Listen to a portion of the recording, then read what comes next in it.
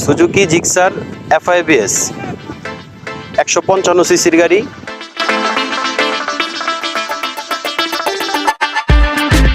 দুই 2023-এর model, 2023-এর registration. মাত্র 7 মাস use হয়েছে গাড়িটা।